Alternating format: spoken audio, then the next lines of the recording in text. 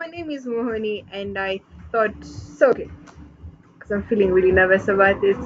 I started reading Death of a Salesman by Arthur Miller, and it got me thinking about like how its application would look like for students who are studying the book right now, and even just for people who are like doing like social commentary about like the American dream, where we stand at in terms of relationships and codependency, where we stand in wanting to relive our parents' dreams, like a 21st century type of lens, particularly 21st century lens in the third decade. Yeah, because when I was in Arthur Miller in school, my interpretation of much of the things I was seeing then was quite juvenile, but also granted it was just about what you'd experienced in life.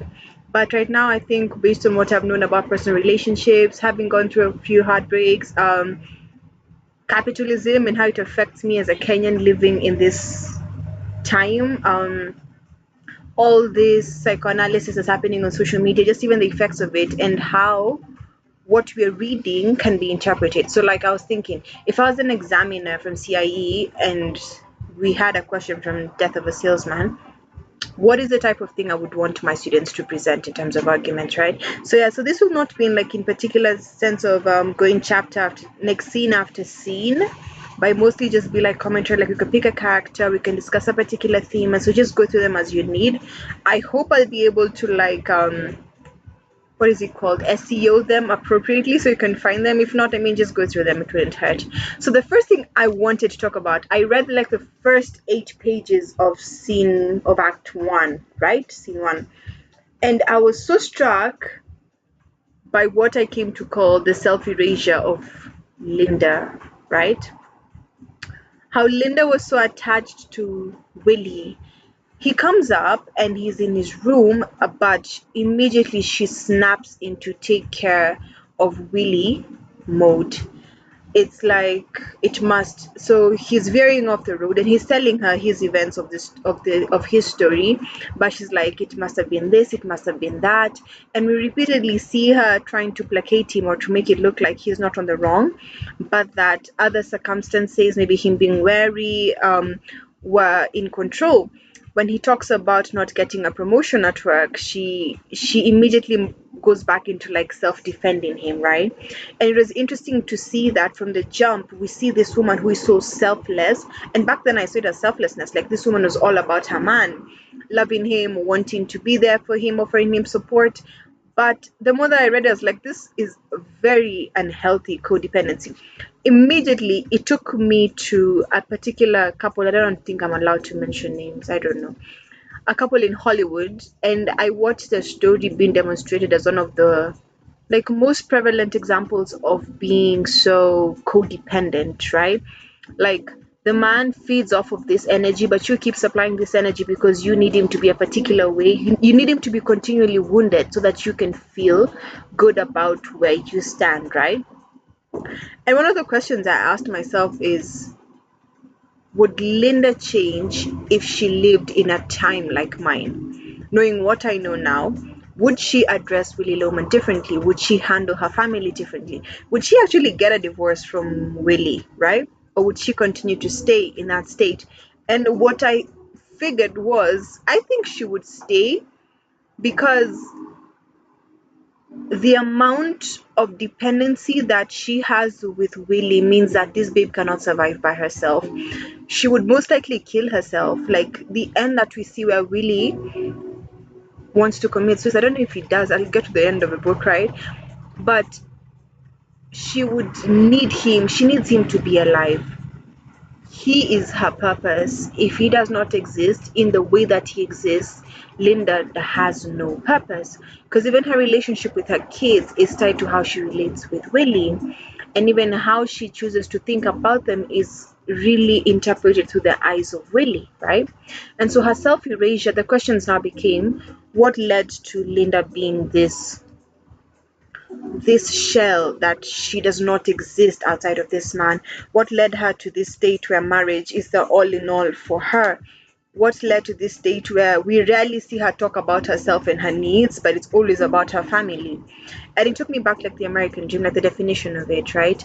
And how it was gotten from like the Constitution. It was all about people getting free opportunity to be who they could be, right? But the changing of it became so mixed up with jargon, and this is particularly Christian jargon. I think it's important to remember that the originals, leave the Native Americans alone, right? Like those are the original owners of the land, but like the people who settled there, the Puritists, the Puritans, those ones who came from Europe, right?